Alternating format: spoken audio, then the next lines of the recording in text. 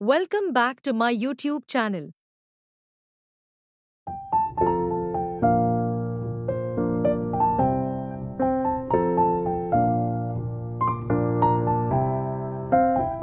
ಎಲ್ಲರಿಗೂ ಶುಭೋದಯ. ನನ್ನ ಹೆಸರು ಲೋಕೇಶ್ ಅಂತ ಹೇಳಿ. ಇವತ್ತಿನ ದಿನ ಒಂದು ಗಣಿತದ ವಿಸ್ಮಯವನ್ನು ನಾನು ನಿಮಗೆಲ್ಲರಿಗೂ ಕೂಡ ತಿಳಿಸ್ತಾ ಹೋಗ್ತೇನೆ. ಗೆಳೆಯರೆ, ಒಬ್ಬ ಮ್ಯಾಥಮೆಟಿಷಿಯನ್ನು ಒಂದು ವಿಷಯವನ್ನು ಹೇಳ್ತಾ ಹೋಗ್ತಾನೆ. Mathematics is the language in which god has written the universe. ಈ ಒಂದು ಪದವನ್ನು ಹೇಳ್ತಕ್ಕಂಥದ್ದು ಗೆಲಾಲಿ ಅಂತ ಹೇಳಿ. ಗೆಳೆಯರೆ, ನಿಮ್ಗೆಲ್ಲರಿಗೂ ತಿಳಿದಿರೋ ರೀತಿಯಲ್ಲಿ ಪೈ ಅಂತಕ್ಕಂಥ ಒಂದು ಸಂಖ್ಯೆ ಯಾರಿಗೆ ತಾನೇ ತಿಳಿದಿಲ್ಲ. ಆದರೆ ಈ ಪೈ ಅಂತಕ್ಕಂಥದ್ದು ಇದಕ್ಕೆ ತನ್ನದೇ ಆಗಿರ್ತಕ್ಕಂತಹ ವೈಪರೀತ್ಯವಿದೆ ಅಂತ ಹೇಳಿ. ಇದೇ ರೀತಿಯಾಗಿರ್ತಕ್ಕಂಥ ಒಂದು ಸಂಖ್ಯೆ ಅಂತಕ್ಕಂಥದ್ದು ಬೇರೆಯ ಸಂಖ್ಯೆ ಇರಬಹುದೇ, ಇದೊಂದೇ ಇರೋಕ್ಕೆ ಸಾಧ್ಯವೇ, ಅಥವಾ ಇದಕ್ಕಿಂತಲೂ ಕೂಡ ಬೇರೆ ಸಂಖ್ಯೆ ಇರಬಹುದೇ ಅಂತಕ್ಕಂಥದ್ದನ್ನ ನೋಡೋಣ. ಈ ಪೈ ಅಂತಕ್ಕಂಥದ್ದು ಯಾವ ರೀತಿ ನಡೆದು ಬಂದಿದೆ ಅಂತಕ್ಕಂಥದ್ದನ್ನ ಮೊದಲು ತಿಳಿದುಕೊಳ್ತಾ ಹೋಗೋಣ. ಸುಮಾರು ಈ ಪೈ ಅಂತಕ್ಕಂಥ ಸಂಖ್ಯೆ 4000 ವರ್ಷಗಳ ಹಿಂದಿನಿಂದಲೂ ಕೂಡ ಉಪಯೋಗಿಸಿಕೊಂಡು ಬಂದಿದ್ದಾರೆ. ಇದನ್ನ ಈಜಿಪ್ಟಿಯನ್ನರು ಉಪಯೋಗಿಸ್ತಾ ಇದ್ದರು. ತದನಂತರದಲ್ಲಿ ಇದೇ ರೀತಿಯಲ್ಲಿ ಝೂಜಾಂಗ್ಜಿ ಎಂಬ ಚೈನಾ ಗಣಿತಜ್ಞ ಸರಿಸುಮಾರು 429ರಿಂದ 501ರಲ್ಲಿ ಈತ ಚೈನಾದಲ್ಲಿ ಇದನ್ನ 3 ಅಂತ ಹೇಳ್ಬಿಟ್ಟು ಉಪಯೋಗಿಸ್ತಾ ಹೋಗ್ತಾನೆ. ಇದೇ ರೀತಿಯಲ್ಲಿ ಗೆಳೆಯರೆ, ನಮಗೆಲ್ಲರಿಗೂ ತಿಳಿದಿರೋ ಹಾಗೆ ಪೈ ಅಂತಕ್ಕಂಥದ್ದನ್ನು ಯಾರು ಕಂಡುಹಿಡಿದ್ರು ಅಂತ ಹೇಳಿದ ತಕ್ಷಣ ನಮಗೆ ನೆನಪಿಗೆ ಬರ್ತಕ್ಕಂಥದ್ದು ಈ ಮಹಾನುಭಾವನ ಹೆಸರು. ಆತನ ಹೆಸರು ಬೇರೆ ಯಾರು ಇಲ್ಲ, ಆರ್ಕಿಮಿಡೀಸ್ ಅಂತ ಹೇಳಿ. ಇವನು ಕ್ರಿಸ್ತಪೂರ್ವ 165 ಅಂತ ಅಂದರೆ 100ರಿಂದ 165 ಚುಲೋಮಿ ಅಂತಕ್ಕಂಥದ್ದು ಹೇಳ್ಬಿಟ್ಟು ಕರಿತಾ ಹೋಗ್ತೇವೆ. ಇವನು ಕೂಡ ಇದಕ್ಕೆ ಸರಿಯಾದ ಬೆಲೆಯನ್ನ ಕೊಡ್ತಾ ಹೋಗ್ತಾನೆ. ಅದು 3.14 ಅಂತ ಹೇಳ್ಬಿಟ್ಟು ಕೊಡ್ತಾ ಹೋಗ್ತಾನೆ. ಇದೇ ರೀತಿಯಲ್ಲಿ ಹೇಳಿದರೆ ನಮ್ಮ ಭಾರತೀಯರಲ್ಲಿ ಈ ಪೈ ಸಂಖ್ಯೆಯನ್ನ ಬಹಳಷ್ಟು ಜನ ಕಂಡುಹಿಡಿತಾ ಹೋಗ್ತಾರೆ. ಅದರಲ್ಲಿ ಮೊದಲಿಗ ಆಗಿರ್ತಕ್ಕಂಥವನು ಆರ್ಯಭಟ ಅಂತ ಹೇಳಿ ಬಹಳ ನಿಖರವಾಗಿರ್ತಕ್ಕಂಥ ಬೆಲೆಯನ್ನ ಈತ ಕೊಟ್ಟಿದ್ದಾನೆ ಅಂತದ್ರಲ್ಲಿ ಸಂಶಯ ಅಂತಕ್ಕಂಥದ್ದು ಇಲ್ಲ. ಅದೇ ರೀತಿಯಲ್ಲಿ ಕೂಡ ಬ್ರಹ್ಮಗುಪ್ತ ಅಂತ ಹೇಳಿ ಕ್ರಿಸ್ತ ಶಕ 598ರಿಂದ 655ರಲ್ಲಿ ಈತ ಒಂದು ಶ್ಲೋಕದ ಮೂಲಕ ಇದನ್ನ ತಿಳಿಸ್ತಾ ಹೋಗ್ತಾನೆ.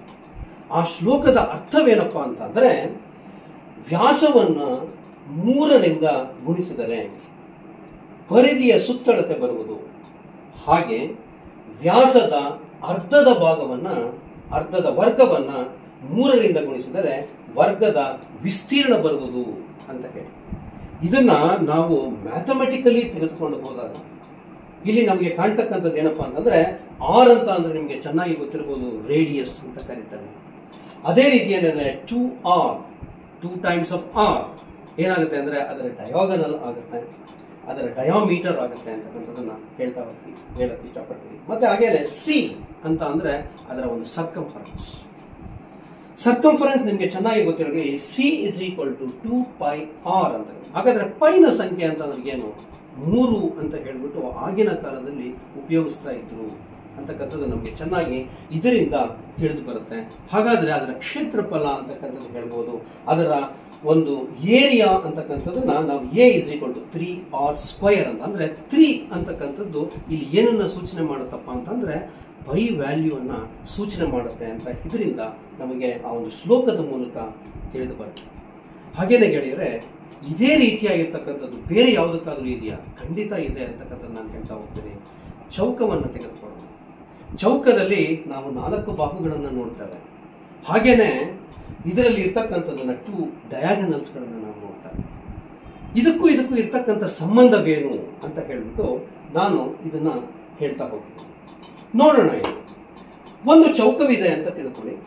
ಆ ಚೌಕದಲ್ಲಿ ಪ್ರತಿಯೊಂದು ಬಾಹು 2 ಸೆಂಟಿಮೀಟರ್ ಇದೆ ಅಂತ ತಿಳ್ಕೊಳ್ಳೋಣ. ಹಾಗಾದರೆ ಅದರ ಒಂದು ಸುತ್ತಳತೆ ಅಂತಕ್ಕಂಥದ್ದು ಎಷ್ಟಾಗಿರ್ಬೋದಪ್ಪ ಅಂತಂದ್ರೆ ನಿಮಗೆ ತಿಳಿದಿರೋ ರೀತಿಯಲ್ಲಿ 8 ಆಗುತ್ತೆ ಅಂತಕ್ಕಂಥದ್ದು. 2 + 2 + 2 + 2 8 ಆಗುತ್ತೆ. ಹಾಗೇನೆ ಅದರ ಒಂದು ಡಯಾಗನಲ್ ಅಂತಕ್ಕಂಥದ್ದು ಎಷ್ಟಾಗಿರ್ಬೋದು ಅಂತ ನಾವು ತಿಳ್ಕೊಂಡಾಗ ಅದನ್ನ ಪೈಥಾಗರಸ್ ಪ್ರಮೇಯವನ್ನು ನಾವು ಅಪ್ಲೈ ಮಾಡಿದಾಗ 2.828 ಬರುತ್ತೆ. ಹಾಗಾದರೆ ಚೌಕದ ಸುತ್ತಳತೆ ಮತ್ತು ಚೌಕದ ಕರ್ಣದ ಉದ್ದ 8 / 2.828. ಇದನ್ನ ನಾನು ಡಿವೈಡ್ ಮಾಡಿದಾಗ ನನಗೆ ಒಂದು ಆಶ್ಚರ್ಯಕರವಾಗಿರ್ತಕ್ಕಂತಹ ಒಂದು ನಿಯತಾಂಶ ಅಂತಕ್ಕಂಥದ್ದು ಬರುತ್ತೆ, ಕಾನ್ಸ್ಟೆಂಟ್ ಅಂತಕ್ಕಂಥದ್ದು ಬರುತ್ತೆ. ಅದು ಏನಪ್ಪ ಅಂತಂದ್ರೆ 2.828 ಅಂತಕ್ಕಂಥ ಒಂದು ಕಾನ್ಸ್ಟೆಂಟ್ ಅಂತಕ್ಕಂಥದ್ದು ಬರುತ್ತೆ. ಇದು ಯಾವುದೇ ಒಂದು ಸ್ಕ್ವಯರ್ಗಳಿಗೆ ಅಂದ್ರೆ ಚೌಕಗಳಿಗೆ ನೀವು ತೆಗೆದುಕೊಂಡಾಗ ಈ ಕಾನ್ಸ್ಟೆಂಟ್ ಅಂತಕ್ಕಂಥದ್ದು ಸತತವಾಗಿ ಬರ್ತಾ ಹೋಗುತ್ತೆ. ಅದನ್ನ ನಾನು ನಿಯತಾಂಶ ಅಂತ ಕರೆದಿದ್ದೇನೆ, ಅದನ್ನು ನಾನು ಕಾನ್ಸ್ಟೆಂಟ್ ಅಂತ ಕರೆದಿದ್ದೇನೆ. ಇಲ್ಲಿ ನೋಡೋಣಂತೆ ಇದೊಂದು ಟೇಬಲ್ ಇದೆ. ಇಲ್ಲಿ ಇದನ್ನು ಸೂಕ್ಷ್ಮವಾಗಿ ನಾವು ಗಮನಿಸ್ತಾ ಹೋಗೋಣ.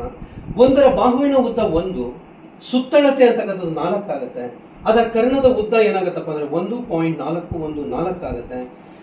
ಇದರ ಒಂದು ಅನುಪಾತ ಅಂತಕ್ಕಂಥದ್ದು ಪೈ ಅಂತಕ್ಕಂಥದ್ದು ಅನುಪಾತ, ಸುತ್ತಳತೆ ಡಿವೈಡೆಡ್ ಬೈ ಅದರಲ್ಲಿರ್ತಕ್ಕಂತಹ ಡಯಾಗನಲ್ಗಳಿಂದ ಉದ್ದ P / D ಮಾಡಿದಾಗ 2.828 ಬರುತ್ತೆ. ಅದೇ ರೀತಿ ಯಾವುದೇ ಒಂದು ಚೌಕಗಳನ್ನು ನೀವು ತೆಗೆದುಕೊಳ್ತಾ ಹೋಗಿ ಈ ಕಾನ್ಸ್ಟೆಂಟ್ ಅಂತಕ್ಕಂಥದ್ದು ಬರ್ತಾ ಹೋಗುತ್ತೆ.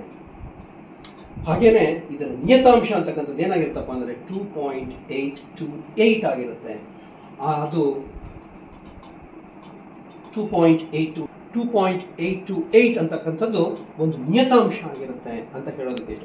ಆದರೆ ಬೇರೆ ಆಗಿರ್ತಕ್ಕಂಥ ಚೌಕವಲ್ಲದೆ ಇರ್ತಕ್ಕಂಥದ್ದು ಆಯುತಗಳಿಗೆ ನಾವು ತೆಗೆದುಕೊಳ್ತಾ ಹೋಗೋಣ. ಅಂದ್ರೆ ರೆಕ್ಟಾಂಗಲ್ಸ್ ಅಂತ ಹೇಳ್ಬೋದು. ರೆಕ್ಟಾಂಗಲ್ಸ್ ನ ತೆಗೆದುಕೊಂಡು ಹೋದಾಗ ಇದು ಸಾಧ್ಯವಿಲ್ಲ ಅಂತಕ್ಕಂಥದ್ದು ಈ ಒಂದು ಟೇಬಲ್ ಮೂಲಕ ನಮಗೆ ಗೊತ್ತಾಗ್ತಾ ಹೋಗುತ್ತೆ.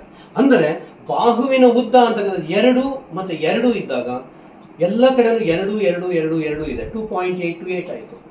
5 5 5 5 ಇದ್ದಾಗ ಏನಾಯ್ತು, 2.828 ಆಯಿತು. ಆದರೆ ರೆಕ್ಟಾಂಗಲ್ಸ್ಗೆ ನಾನು ತೆಗೆದುಕೊಂಡಾಗ ಒಂದರ ಬಾಹು 5 ಇರುತ್ತೆ, ಇನ್ನೊಂದರ ಬಾಹು 2 ಇದ್ದಾಗ ಏನ್ ಬರ್ಬೋದು ಅಂದ್ರೆ 2.599 ಬರ್ತಾ ಹೋಗುತ್ತೆ. ಅಂದ್ರೆ ಅದು ಸಾಧ್ಯವಿಲ್ಲ ಅಂತ ಹೇಳ್ಬಿಟ್ಟು, ಅಂದ್ರೆ ಚೌಕಗಳಿಗೆ ಇದು ಸಾಧ್ಯವಿದೆ ಅಂತ ಹೇಳ್ಬಿಟ್ಟು ನನಗೆ ನನ್ನ ಒಂದು ಅನಿಸಿಕೆ ಅಂತಕ್ಕಂಥದ್ದು ಹೇಳ್ತಾ ಹೋಗ್ತಾನೆ. ಮುಂದಿನದಾಗಿ ಈ ರೀತಿಯಾಗಿರ್ತಕ್ಕಂಥದ್ದು ಅಂದರೆ ಸರ್ಕಲ್ಸ್ಗೆ 3.142 ಆದರೆ, ಸರ್ಕಲ್ಸ್ಗೆ 3.142 ಆದರೆ pi value for a square that is considered as a m is equal to 2.828 ಅಂತ ಹೇಳೋದಕ್ಕೆ ನಾನು ಇಷ್ಟಪಡ್ತೇನೆ. ಇದೊಂದು ನಿಯತಾಂಶ. ಇದರ ಹೆಸರು m ಅಂತ ಕರೆಯೋಣ, ಇಲ್ಲ ಅಂತಂದ್ರೆ ಪೈ ಆಫ್ ಎಸ್ ಅಂತ ಕರೆಯೋಣ. ಅಂದ್ರೆ ಸ್ಕ್ವಯರ್ಗೆ ಚೌಕಕ್ಕೆ ಇರ್ತಕ್ಕಂತಹ ಒಂದು ಪೈ ವ್ಯಾಲ್ಯೂ ಅಂತ ಕರಿಬಹುದು. ಎಂತಹ ವಿಪರ್ಯಾಸ ಅಲ್ವಾ, ಎಂತಹ ಒಂದು ವೈಪರೀತ್ಯ ಈ ಒಂದು ಪೈ ವ್ಯಾಲ್ಯೂನಲ್ಲಿ ಇದೆ ಅಂತ ಹೇಳ್ಬಿಟ್ಟು ಹೇಳ್ತಾ ಹೋಗ್ತೇನೆ. Mathematics is a place where you can do things which you can't do in the real world ಅಂತ ಹೇಳ್ತಾ, ಇದರ ಬಗ್ಗೆ ನಿಮ್ಗೇನೋ ಅನಿಸಿಕೆಗಳನ್ನು ಖಂಡಿತವಾಗಿ ತಿಳಿಸಿ, ಮತ್ತೆ ಕಾಮೆಂಟ್ಸ್ ಅಲ್ಲಿ ಖಂಡಿತವಾಗಿ ತಿಳಿಸ್ತೀರಾ ಅಂತ ಹೇಳ್ಬಿಟ್ಟು ಧನ್ಯವಾದಗಳೊಂದಿಗೆ ನಿಮ್ಮ ಲೋಕೇಶ್.